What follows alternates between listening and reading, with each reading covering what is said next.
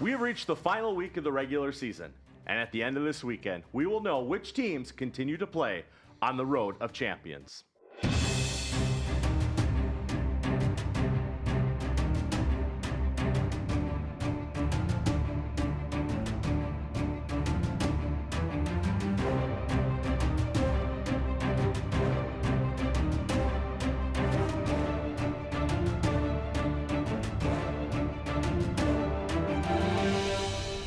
Welcome to the Road to Champions. I'm your host, Brian Sweeney, the voice of the Women's Football Alliance Pro Division National Championship game.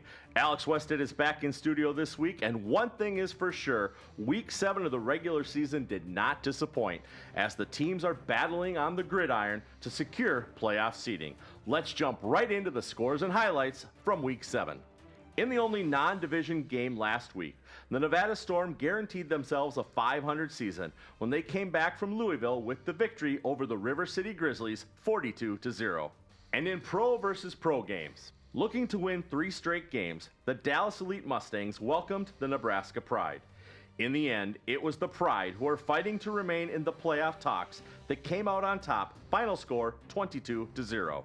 The Mile High Blaze played their final home game of the season and gave the fans a great game by getting the win over the Houston Energy 12-6. Alex, Nevada, Mile High, and the Pride are all sitting on the playoff bubble.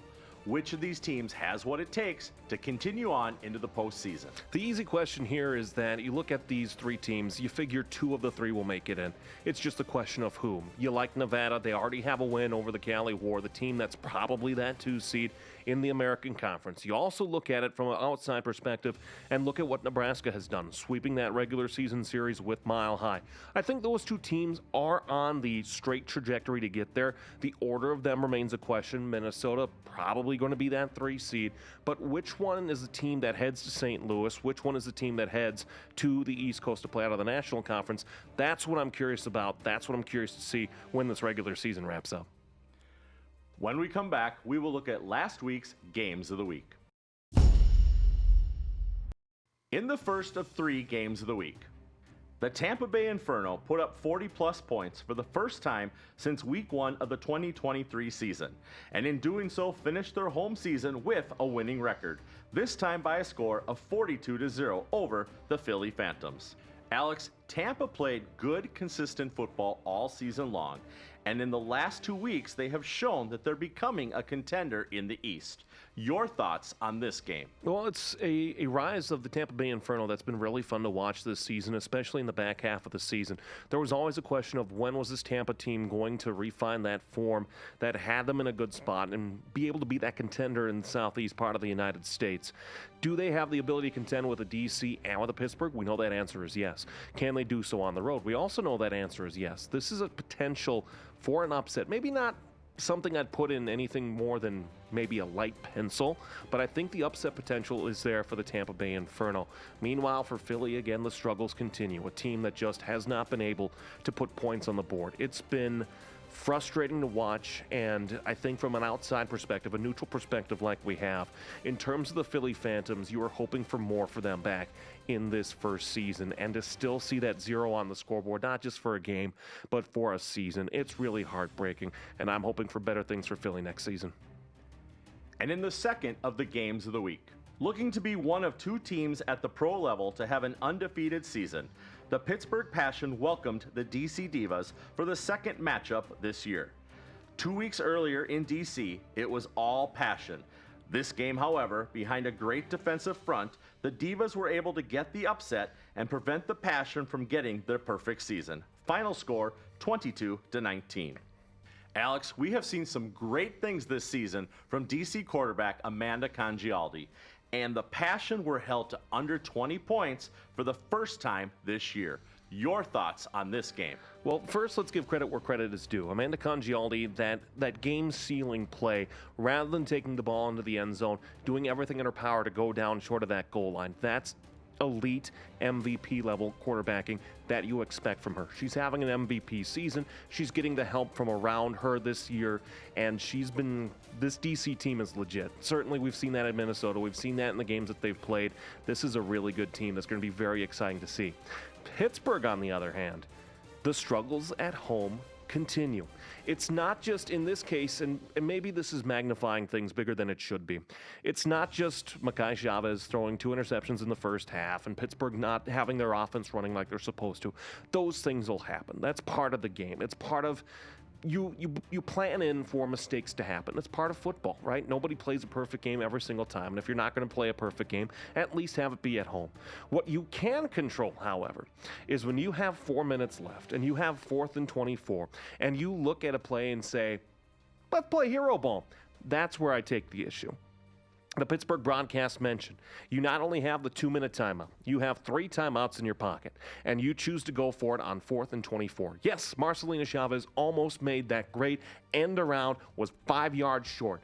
But how you don't trust your defense and how you don't punt the ball is baffling to me as a football fan and as a football commentator.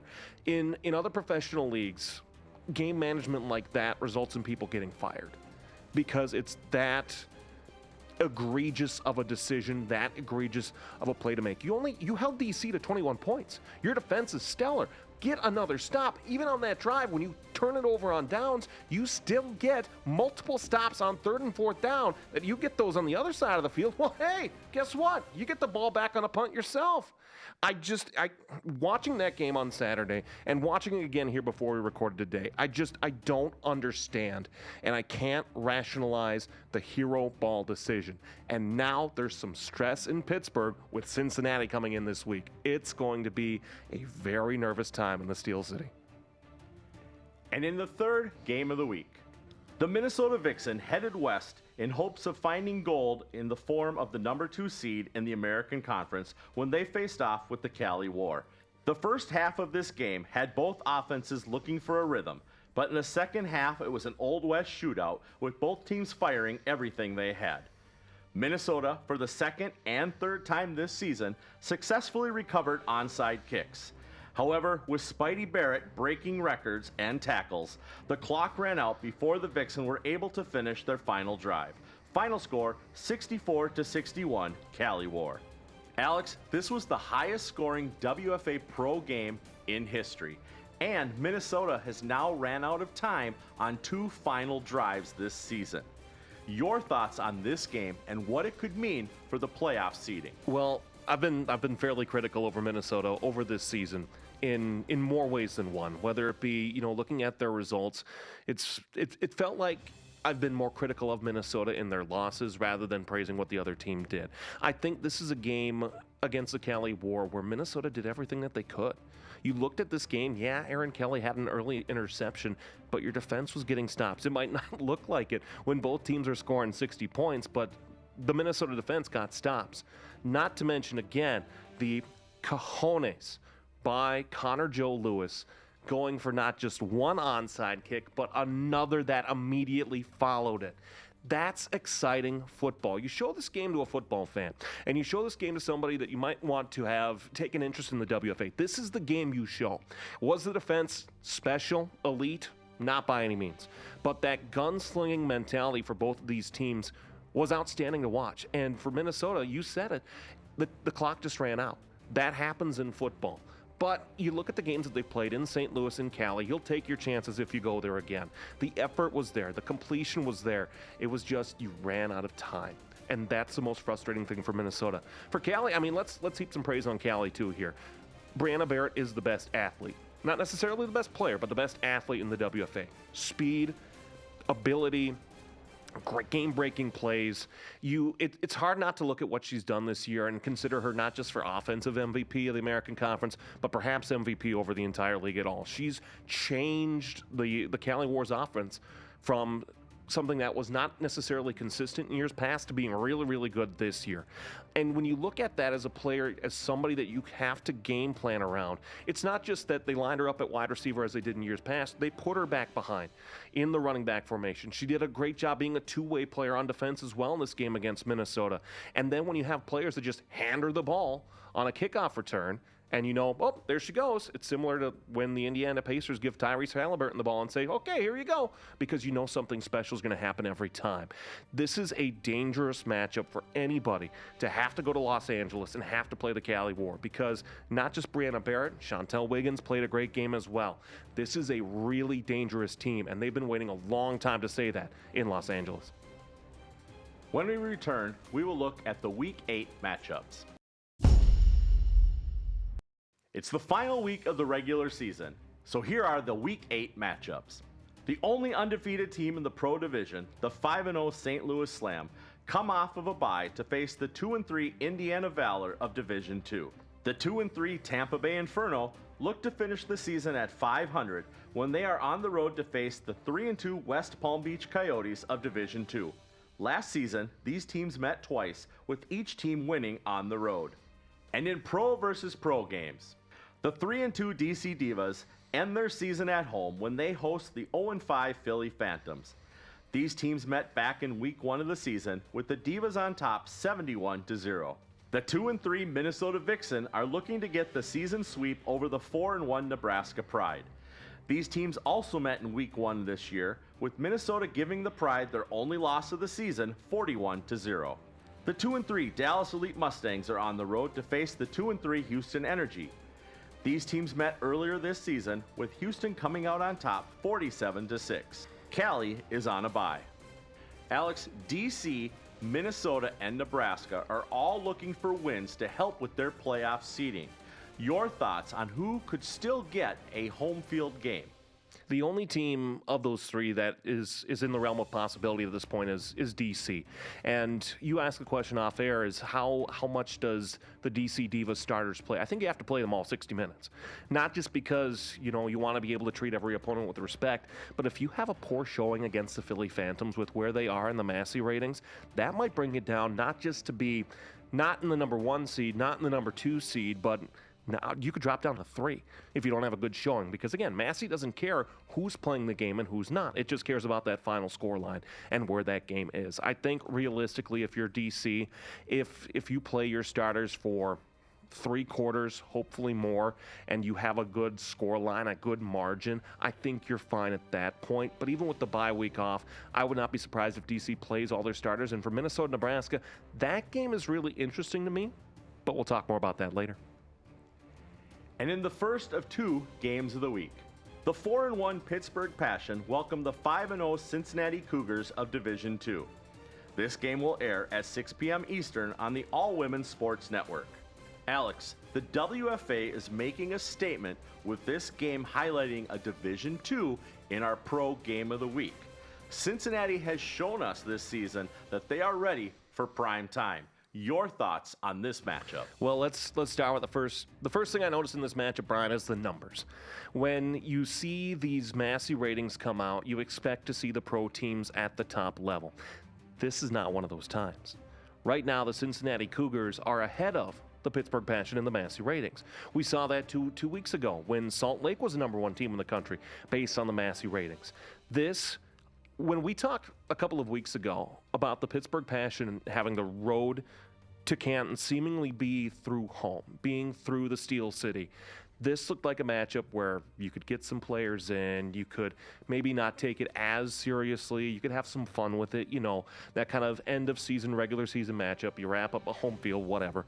That's not the case anymore. We've talked about now, this is now 4 games in a row where we have seen the Pittsburgh Passion not just struggle at home, but lose at home. I've said all season long that anything less than a trip to Canton, Ohio for the Pittsburgh Passion is a colossal system failure. And now we are closer to that than ever. Pittsburgh still has time to turn it around. But this is not the matchup that they want to be in this spot. It's not just, and we've talked about it in football all the time, it's not just who you play on your schedule, it's when do you play them.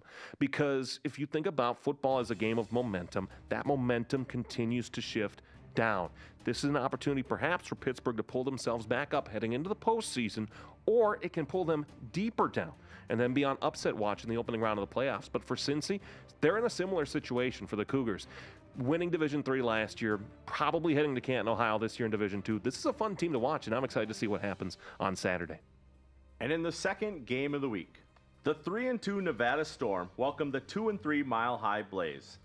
These teams met twice in 2024, with the Blaze winning both games. This game will air on the All Women's Sports Network at 8 p.m. Eastern. Alex, this game may decide which of these two teams moves on in the postseason and which team's season ends after this weekend. Your thoughts on the importance of this game? It may. I don't expect it to. I think that when you look at it, Nevada seems to be safely in at this point. Largely, again, the regular season series that they had against the Cali War. Also, a loss to the Salt Lake Wildcats, a Division II team that's probably heading to Canton, Ohio, and will probably be a pro team next season.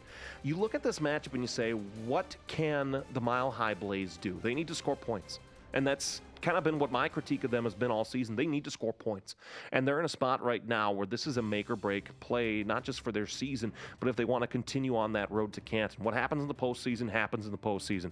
But we just need to see better offense against pro-level teams from Mile High Blaze. We haven't really seen it since Mile High has been at the pro flight after winning Division II a couple of years ago.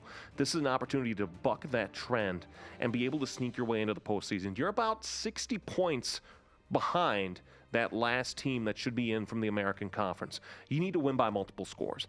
Yes, it helps that Nevada's that team that you're playing, but this is a nervous matchup for me, just for Nevada's sake as well, because this is a trap game. You've seen what Mile High has done or has not done this season, and the question becomes, is it enough to get it done to be able to treat that opponent with respect and close out a victory for the Nevada Storm? We'll be right back.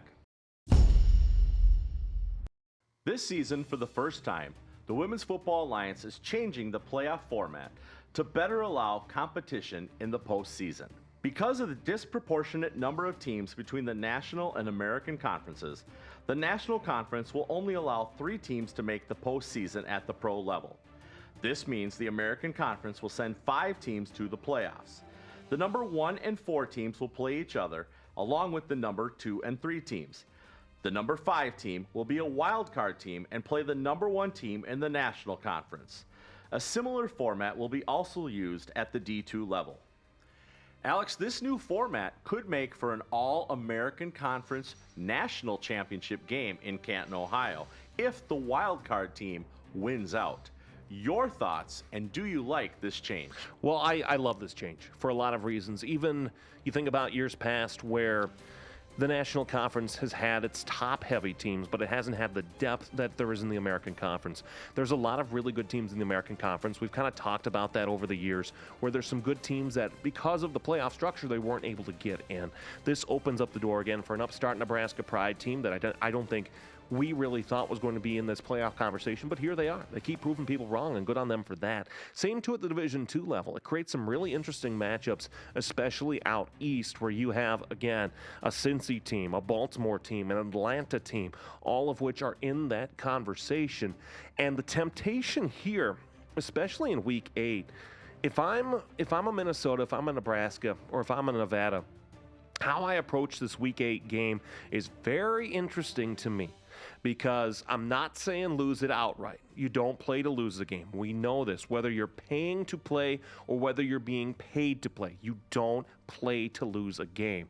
But if I'm one of those 3 teams that's not 1 or 2, that's not St. Louis or Cali, I think very hard about how hardly I play this game. Yes, Massey's out of your control.